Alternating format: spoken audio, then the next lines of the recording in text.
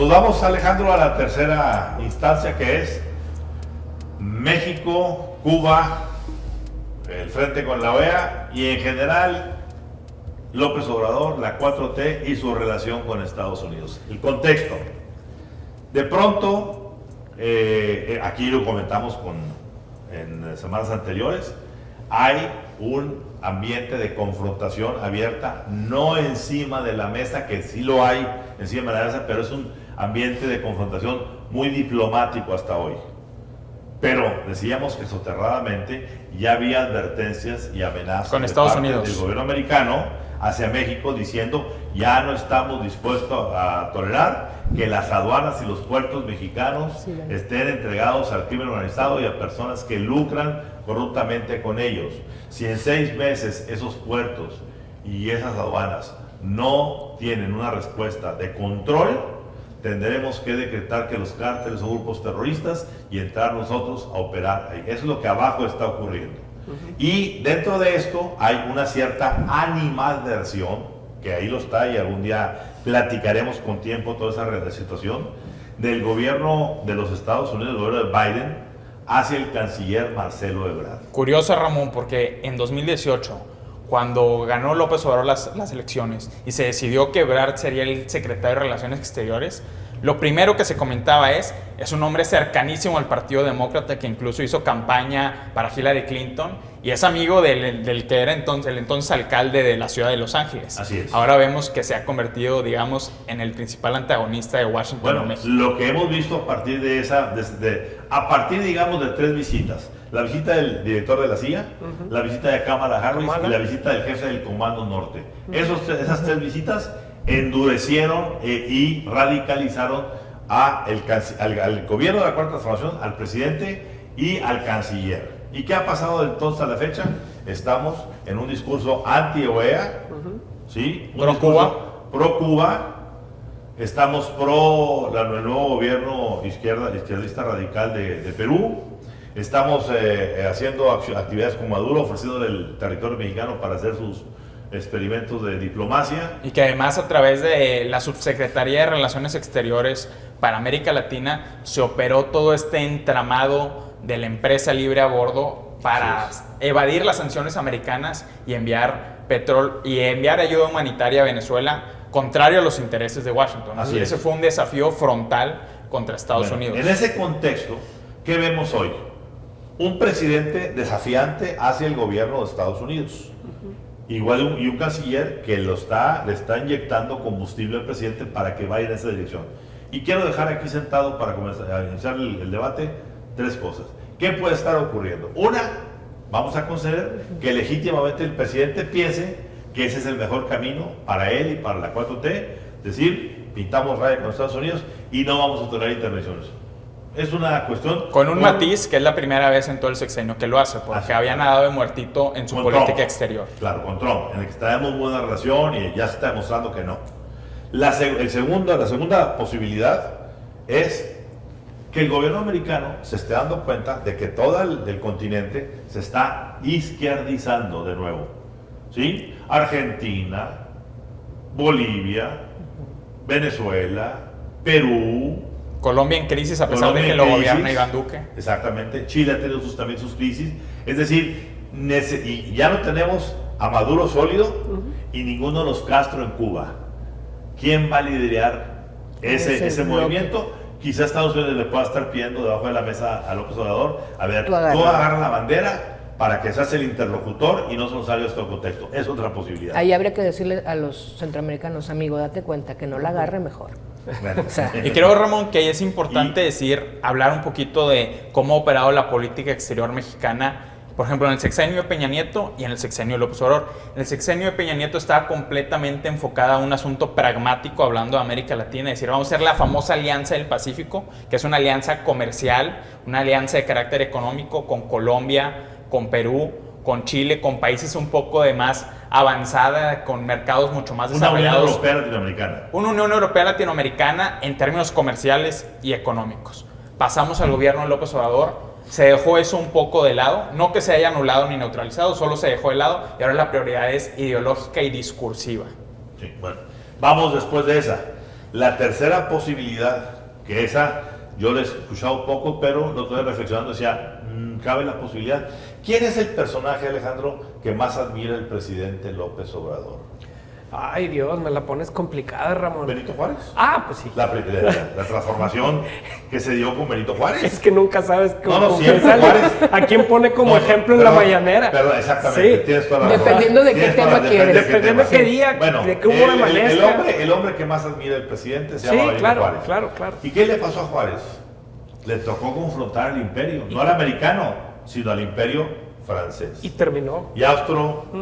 Sí, claro. Húngaro. Chale, ¿Qué claro. pasa ahí? Viene Maximiliano, se instala con los conservadores Con la ayuda de del las imperio, élites. y el señor Juárez tiene que agarrar el famoso carruaje y el gobierno llevarse a la itinerante. república un gobierno itinerante Claro. que llega coincidentemente, recordemos, llegó a Monterrey en un conflicto con el entonces gobernador Vidaurri, Claro. que no le quería entregar los dineros de las aduanas. Sí. Y terminó el presidente Juárez por quitarle la frontera a Todo Monterrey. cíclico. Por eso después ahora tenemos nada más Colombia, pero es otra historia. ¿Qué pasaría si ahorita el presidente dice, frente a todo el fracaso y las excusas que hay sobre un gobierno que no acierta, primero tener un buen gabinete, buenos operadores, pero sobre todo un buen plan, ni en salud, ni en energía, Inseguridad. ni en seguridad, podemos un listado amplio. Pues hombre, lo único que te queda es, ya no puedes culpar a los conservadores de tu país.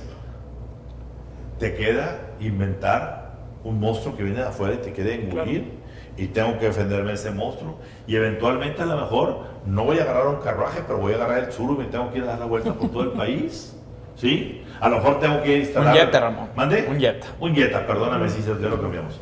Entonces, la pregunta es, ¿en qué estamos parados y a qué nos atenemos con esta confrontación? Carolina, comienza. Hay un documental en Netflix que se llama ¿Cómo se convirtieron en tiranos? Sí. Y Muy de bueno. verdad, cuando lo vean, véanlo si no El lo han checklist. visto. Es de miedo, y ahorita me acordé ¿Por qué es de precisamente miedo? por ese punto, porque todos los puntos empiezas a ponerle ese check. Cuando hay uno, particularmente, en el que dice, si todo te está fallando adentro, crea un enemigo externo. Y entonces Manual del eso populismo. une al pueblo porque lo une en contra de alguien que está hacia afuera, ¿no? Entonces eso de entrada ya da miedo.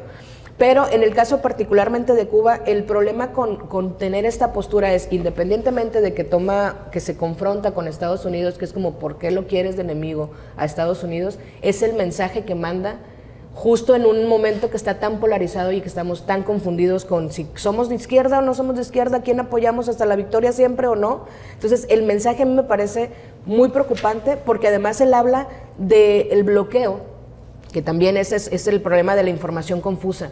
Sí, el bloqueo económico nadie discute que es una cuestión autoritaria y obsoleta y no injusta, Claro. viola los derechos humanos, todo, pero una cosa no invalida la otra. Cuba no está así por un bloqueo económico. Cuba está así porque su sistema, su régimen político no funciona. El bloqueo no les impide. Cuba tiene, y corrígeme Rorro, tiene relación comercial con la Unión Europea, con otros México, países. con América Latina. O sea, Cuba no es de que no pueda nadie hacer con él. Entonces, este discurso en el que te dice, no, los gringos son los malos Y la OEA los y la manipula. OEA los manipula. Entonces, cuando venga este asunto que quiera crear un monstruo, yo ya te había dicho, mira cómo trataba Cuba, Así es. y eso es lo que quiere hacer con nosotros. Entonces, véanlo y empiecen a ponerle el Alejandro. check. Este problema es un reflejo de para lo que es buena esta administración, para la grilla, ¿sí? Hablabas tú de que se hace un hueco de liderazgo y hay un micrófono prendido, pues ¿quién creen que lo va a tomar? ¿No? Ya sabemos quién. Entonces, ese amor y esa pasión por andar en la grilla de esta administración, cuando volteas hacia abajo, dices, temas energéticos. No hay plan. Salen los representantes Que por de cierto, Estados ayer Unidos. fue cuestionado la política energética de México en la audiencia del futuro Así embajador de es. Estados Unidos en México. Violentamente Violentamente por por Ted Ted Cruz. Tema energético, tema de seguridad, ¿sí? ¿Quién está atendiendo? ¿Dónde está el plan? ¿Dónde está la estrategia? Badiraguato. ¿Por qué vas a Tema de Badiraguato? narcotráfico, los temas realmente importantes en la geopolítica de la región que nos interesa, no ves absolutamente a nadie. Acabas de ver a la secretaria de Economía en Estados Unidos, sin grandes anuncios. Se habló de reglas de origen y no hubo acuerdo. Efectivamente. Entonces, estamos muy bien centrados en la grilla, en lo que nos gusta. Pero en la chamba, al menos no se ve, ¿sí?, que haya avances realmente en esa relación. Y eso creo, para mí, es lo más preocupante. Aunque yo se agregaría que ante una oposición fragmentada, ante un empresariado dócil, bueno, la Realpolitik te dicta que el único factor de poder que puede mover la política del presidente López Obrador es Estados Unidos. Claro. Y López Obrador sabe que él tiene que entenderse con Washington porque es el único factor que lo va a incentivar a hacer un cambio de mando, ya sea en seguridad o en política energética. Y yo creo que está estirando la liga para llegar en buena posición a estas negociaciones. Yo insisto en lo que he venido diciendo desde que ganó la 4T, cuando todo el mundo preguntaba, ¿podemos ser la próxima Venezuela, el próximo Bolivia? De los señores, no se confundan. Somos too big to fail, demasiado grandes para fallar. Claro. El efecto tequila de hoy sería 10 veces más, sería efecto tequila, mezcal, aguacate, sol, aguardiente y lo que y no solo económico, financiero, sino político. Y segundo, somos too close to fail. Estados Unidos no puede darse el lujo de que su frontera se salga de control, claro, máxime con un país infestado de cárteles de la droga. Por tanto, hay que vigilar con cercanía esta disputa real, pactada o realmente sentida, para ver a dónde va a llegar. Y yo no me quiero despedir de esta mesa que había mucho de qué hablar sin el tema de Badiraguato. A ver, de pronto nos anuncia la presidencia, que no el presidente, que el presidente va por tercera ocasión a Badiraguato. Suertudo de Badiraguato, los 6,000 habitantes. Es que es muy bonito, es bonito. Ramón. No, es si tú sí conoces por allá. Es muy bonito. Eres de por allá. Está muy verde y, todo. bueno, pues es la cuna de los dos principales narcos históricos de este país, Rafael Caro Quintero y Joaquín El Chapo Guzmán. Tierra donde saludó a la mamá del Chapo, tierra donde vive el Ovidio Guzmán, a quien fue liberado, y que va por tercera vez, y que la noticia es que no se va a permitir que vaya ningún miembro de la prensa, ni siquiera el equipo de Sepropie, que es el que testifica todo lo que el presidente hace. Se arma el escándalo, todo el mundo ponemos el grito del cielo diciendo, ¿y a qué va un presidente solo a la boca del lobo sin siquiera respaldo atrás, claro, de seguridad? Pues implicaría que se siente como Juan por su casa, o alguien le ofreció y le garantizó la protección. En medio del escándalo pasan 24 horas y rectifican diciendo, sí va a ir la prensa, pero no va a ir la prensa. ¿Pero qué escuchas todo, Rodrigo? ¿Qué dijeron? Hoy dijo que va a ir en una gira en helicóptero. Ah, qué cómodo. Nunca usa el helicóptero para nada, y ahora sí en Badiraguato va a romper la regla de usar el helicóptero. Badiraguato es así, lo recorrió en lo que se sube el helicóptero, ya se le acabó el pueblo. Dar la vuelta a la cola. Ya se le acabó el pueblo, no veo cómo un hasta dónde. Y ya lo recorrió. Sí. Hablando, Ramón, de esta visita a Badiraguato, ¿cuál es el contexto ahorita del crimen organizado en México? Bueno, es que como lo ha denunciado ya fuertemente la oposición, como lo ha denunciado Silvano Aureoles ante la Organización de Estados Americanos en Washington, es que hubo una intervención del crimen organizado y del narcotráfico en las elecciones, sobre todo en las elecciones que se llevaron a cabo en la franja del Pacífico. Y ese contexto no se puede omitir en esta visita de López Obrador a Badiraguato. ¿Tú qué opinas de la visita? A mí me preocupa cuando forma es fondo. Si no le importa la forma, y si no le importa saber que obviamente alguien tuvo que decirle, oiga señor, no se le hace que ya otra vez Badiraguato van a hablar. Si no le importa eso, es porque el fondo es mucho más fuerte. Entonces... Sí, totalmente. O sea, no estamos hablando, si existe una palabra que se relaciona con el poder del cártel de Sinaloa, es Badiraguato, ¿no? Sí. Entonces, el simple hecho de salir y anunciar y hacer eso, y estoy totalmente de acuerdo con Carolina, hay demasiada fuerza como para que no haya un trasfondo importante. Pero es que la fuerza que dijo el presidente en una mañanera, dijo muy claramente, si yo no puedo tranquilizar y pacificar este país, la 4T no habrá tenido éxito. Entonces, pues está claro que él quizá esté yendo a buscar esa paz a punta de abrazos y no de balazos. Totalmente. Pero bueno, otra pregunta, Ramón, sí. ¿Por qué Badiraguato sí y Aguililla no? El presidente no se ha querido parar en Aguililla. Bueno, es que Aguililla es el enclave de El Mencho. Recordemos que en Aguililla, así como en Badiraguato, nacieron los Carrillo, el Chapo y Caro Quintero. El señor Mencho es de Aguililla. Y en Aguililla, pues está claro entonces que el acuerdo no es con los señores del Jalisco Nueva Generación. Como quien dice el acuerdo es con el cártel del Pacífico o Sinaloa, como le quieran llamar al cártel. Finalmente ahí están los dos corporativos, Así es. Uno en Aguililla, otro en Badiraguato y el presidente va a Badiraguato. Así es.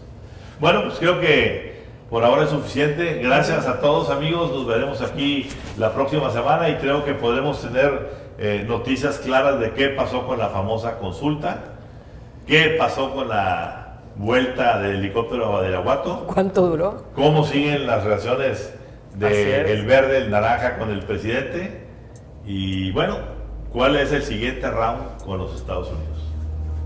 Gracias. Gracias.